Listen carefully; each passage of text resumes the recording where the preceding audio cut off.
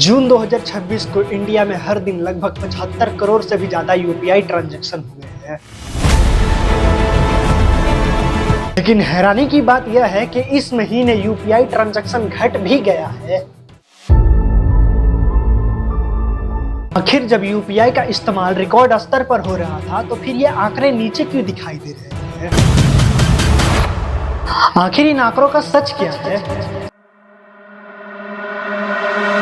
देखिए, इंडिया में आजकल 10 रुपए का चाय पीने के बाद भी अगर पेमेंट करने की बारी आती है तो लोग अपनी जेब से मोबाइल निकालते हैं, क्यूआर कोड को स्कैन करते हैं और इजी पेमेंट कर देते हैं। पूरे इंडिया में हर दिन करोड़ों ट्रांजैक्शंस होते हैं।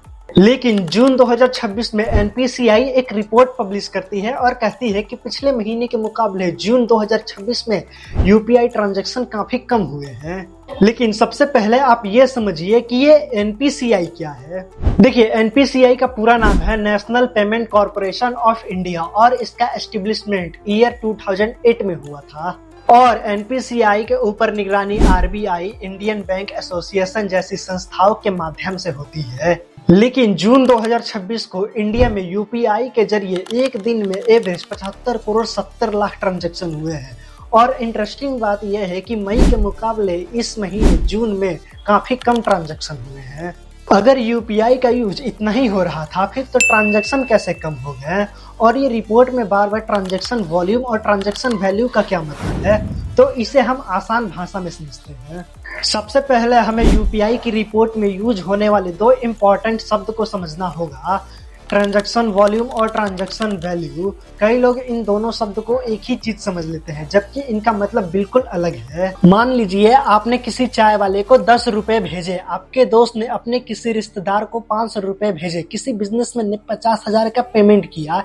इन तीनों ही मामले में अमाउंट अलग अलग था, लेकिन जो 3 बार यूपीआई इस्तेमाल हुआ है इसलिए ट्रांजैक्शन वॉल्यूम होगा 3। लेकिन अगर उन तीनों अमाउंट को जोड़ दिया जाए तो टोटल अमाउंट होता है 50,510 और इन्हें कहते हैं ट्रांजैक्शन वैल्यू।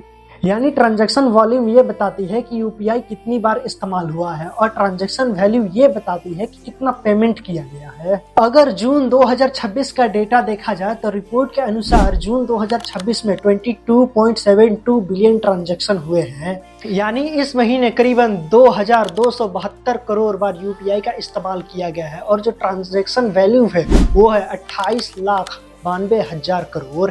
इसमें जो 22.72 बिलियन ट्रांजैक्शन वॉल्यूम है, ना कि अमाउंट। और कहानी यहीं से इंटरेस्टिंग हो जाती है। मई 2026 में यूपीआई ने एक नया रिकॉर्ड बनाया था। मई के महीने में लगभग 23.2 बिलियन ट्रांजैक्शन हुए थे, जबकि टोटल ट्रांजैक्शन वैल्यू 29,90,000 करोड़ पहुंच जाता है।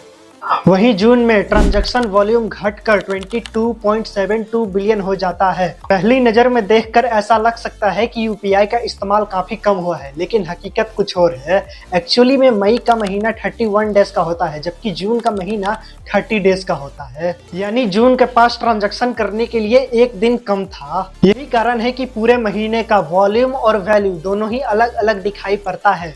लेकिन अगर डेली का एवरेज देखा जाए तो डेटा कुछ और ही दिखाती है। मई 2026 में पर डे एवरेज लगभग 74 करोड़ 80 लाख ट्रांजैक्शन हो रहे थे, जबकि जून 2026 में ट्रांजैक्शन बढ़कर 75 करोड़ 70 लाख हो गए थे। यानी हर दिन यूपीआई का इस्तेमाल पहले से ज्यादा लोगों ने किया है। इससे यह साबित होता है कि इंडिया की डिजिटल इकोनॉमी तेजी से बूस्ट कर रही है और कुछ ही सेकेंड में हजारों लोगों के बीच पैसे की लेन देन हो जाती है। यह सिर्फ जून 2026 तक ही सीमित नहीं है। अगर हम पिछले साल का यूपीआई ग्रोथ देखें तो और भी चौंकाने वाली डेटा सामने आती है। ईयर 2024 की अगर बात करूं तो यूपीआई पर लगभग 131 बिलियन का ट्रांजैक्शन हुई थी और ट्रांजैक्शन वैल्यू लगभग 200 लाख करोड़ पहुंच गई थी। और ठीक इसके एक साल बाद ईयर 2025 में यूपीआई पर लगभग 185.84 बिलियन ट्रांजैक्शन हो जाते हैं और ट्रांजैक्शन वैल्यू 261 लाख करोड़ पहुंच जाती है। यानी केवल एक साल में ट्रांजैक्शन की नंबर 42% ग्रोथ करती है और ट्रांजैक्शन वैल्यू 30%। और ये केवल डेटा की कहानी नहीं है,